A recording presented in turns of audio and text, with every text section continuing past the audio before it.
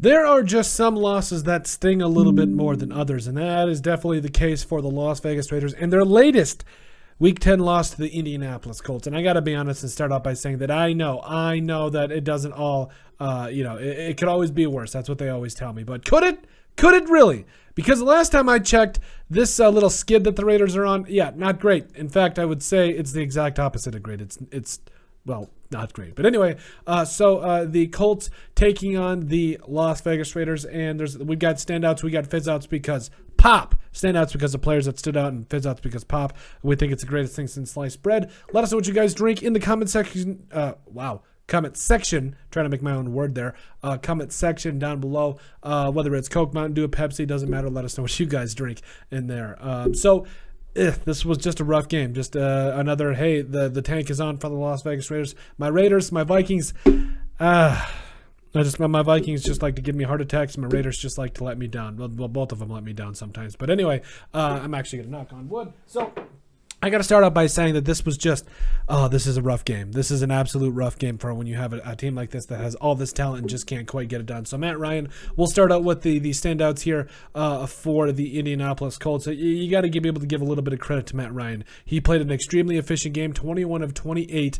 I think, what's that, 3 out of 4 completions. So completing 75% of his passes for 222 yards, 1 touchdown, no interceptions. Also ran 1 touchdown in. And it was like the one run he had late in the game that it was just like, is this man ever going to stop running? Like, seriously. Also had 4 carries for 38 yards and a touchdown. Matt Ryan, yeah, the guy that you could probably time his 40 with a sundial with. Yeah, he had a big-time carry against the Raiders. Also, standout, Jonathan Taylor in the running game for the Indianapolis Colts. I mean, 22 carries, 147 yards, and a touchdown. It is what it is at that point, but overall, wasn't easy. Wasn't easy. Also, another standout for me, Paris Campbell, 7 catches, 76 yards, and a touchdown.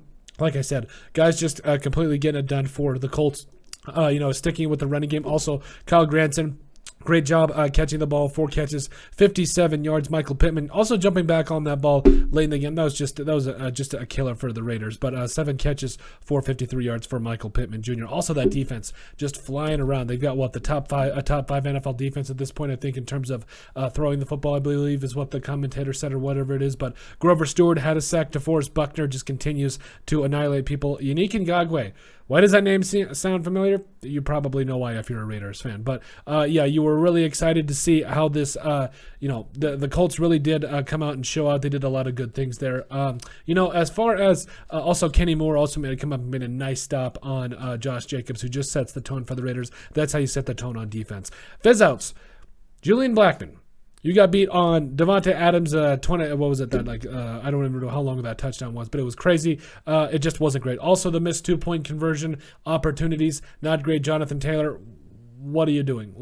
Drop the football there. Also, can we not just run it in? The Raiders already showed that they couldn't stop you, so I don't know why they don't give it to Jonathan Taylor in that situation, but I guess it is what it is. So now, kind of going on to the Raiders now.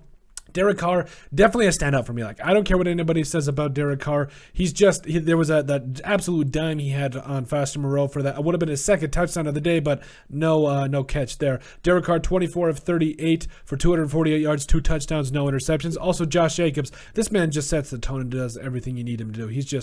I love me some Josh Jacobs. Devontae Adams, 9 catches, 126 yards, and a touchdown. Probably, honestly, should probably used a lot more at this point, but it is what it is. Also, Amir Abdullah, I got to give the man a lot of credit. He is just an absolute stud there for the Raiders. Defensively, not a ton of standouts. Max Crosby, 10 total tackles, a sack, just continues to bring it. But this defense, whether you're talking about the run defense, we'll get into all that in just a second, but it's not great. Also, Amik Robertson also made a nice play out there. I believe he was the one, if I remember correctly, it was either a pass deflection or fumble, I can't remember, but Amik Robertson really stood out to me. Fizzouts, Rock Yassin.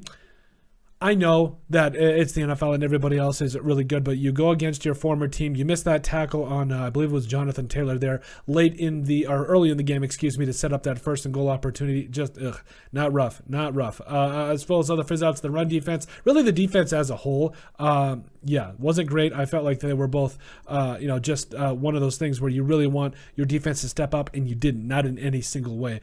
Foster Moreau, I know I wanted to put him as a standout, but at the end of the day, when you have nothing to show for it, when you have this kind of performance where you do not catch that second touchdown, I don't care the fact that you caught a touchdown, and it doesn't matter. Does not matter. So, the Raiders, there's also play calling you can talk about with Josh McDaniels all you want, but at the end of the day, they are just in a downward spiral, and I don't know really to go from this point. I think that they're in a tough position. Josh McDaniels and company, could they be fired after the season?